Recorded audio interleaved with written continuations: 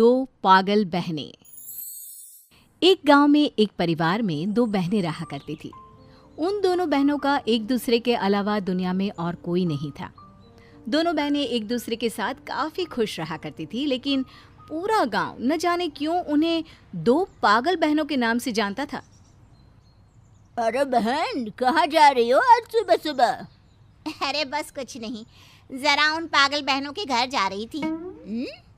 अरे इतनी सुबह सुबह तुम्हें उन पागल बहनों से क्या काम आन पड़ा? अब क्या बताऊं, उन दोनों ने कुछ दिन पहले मुझसे कुछ रुपए उधार लिए थे, बस वही वापस लेने जा रही हूँ। अरे यार, तुम देख किस चक्कर में पड़ गए।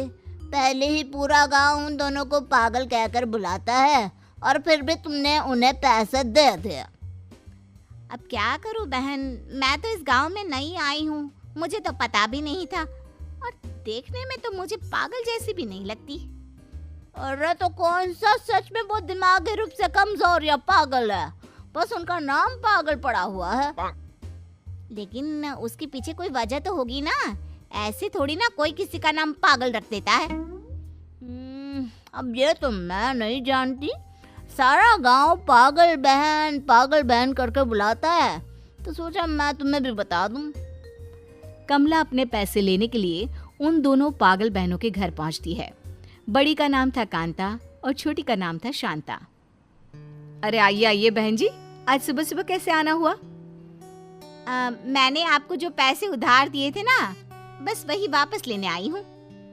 बहन जी, बस 10 दिन की मोहलत और दे दीजिए, फिर हम दोनों आपके पैसे चुका देंगे। अच्छा ठीक है, कोई बात नहीं, लेकिन एक बात पूछना चाहती थी। आप बुरा तो नहीं मानेंगी ना? अरे नहीं, पूछिए ना, क्या बात है? देखिए, मैं इस गांव में नई आई हूँ, मैं नहीं जानती कि पूरा गांव आपको पागल बहनों के नाम से क्यों बुलाता है। क्या आप मुझे उसके पीछे की वजह बता सकती हैं? जाने दो ना बहन, बहुत लंबी कहानी है, फिर कभी सुनाएंगी। कमला के बार बार कहने पर भी कांता और शांता उसे ये नहीं बताती कि पूरा गांव उन्हें पागल बहन के नाम से क्यों बुलाता था। और फिर एक दिन गांव के किसान लक्ष्मण का निधन हो जाता है। लक्ष्मण का कोई बेटा नहीं था, उसकी सिर्फ 2 बेटियां थी। जब लक्ष्मण का निधन हुआ तो गांव वाले आपस में बात करने लगे। बेचारा लक्ष्मण, उसे तो आखिरी वक्त पर चिता में अग्नि देने के लिए कोई बेटा भी नहीं है। हाँ, लेकिन 2 बेटियां तो है, अब वही करेगी लक्ष्मण का सारा क्रियाक्रम। अरे नहीं, ऐसा थोड़ी ना होता, ये काम तो बेटे का होता है। अरे पर बेटा कहाँ से लाए? पंडित से करवा लो या फिर उसकी बेटियों से कहकर सारा क्रियाक्रम करवा लो। लक्ष्मण की दोनों बेटियां उसके अंतिम संस्कार पर पहुंचती है। बड़ी बेटी कहती है, मैं अपने पिता को मुखाग्नि देने के लिए तैयार हूँ। हाँ दीदी, मुझे भी नहीं लगता कि इसमें कोई परेशानी है, आखिर वो हमारे पिता थे। अगर हमारा कोई भाई नहीं था तो ये काम हमें ही करना होगा ना। यह तुम कैसी बात कर रही हो लड़की? क्या तुम उन दोनों पागल बहनों के बारे में नहीं जानती? लेकिन हमारे पिता के मुखाग्नि देने से उन दोनों बहनों का क्या लेना देना?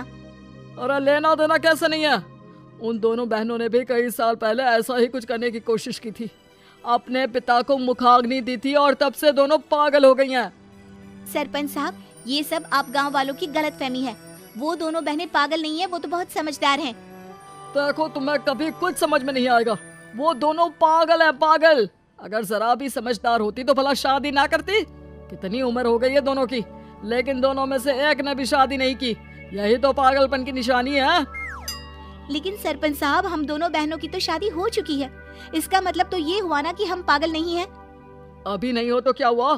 पंडित ने कहा था कि अगर लड़कियां अपने पिता को मुखाग्नि देती हैं तो वो पागल हो जाती हैं। क्या तुम्हें अपनी गृहस्थी की चिंता नहीं? अरे सरपंच साहब, ये कौन से अंधविश्वास में रह रहे हैं? ऐसा भी भला कभी होता है क्या? वैसे सरपंच साहब, ये बात तो हम भी जानना चाहते हैं कि आखिर सारा गांव उन दोनों बहनों को पागल कहकर क्यों बुलाता है। हाँ सरपंच साहब, मैं तो इस गांव में नई आई हूँ। मैंने भी उन दोनों बहनों से पूछने की बहुत कोशिश की, लेकिन उन्होंने कुछ बताया ही नहीं। चलिए ठीक है, अगर सारे गांव वालों की यही इच्छा है तो अब तो लक्ष्मण का अंतिम संस्कार तभी होगा जब ये बात सबके सामने साफ हो जाएगी। ठीक है सरपंच साहब, आप उन दोनों बहनों और उस पंडित को भी बुलाइए जिसने ये बात कही थी। दीदी बिल्कुल ठीक कह रही है, जब तक वो पंडित सामने नहीं होगा तब तक दूध का दूध और पानी का पानी नहीं होगा।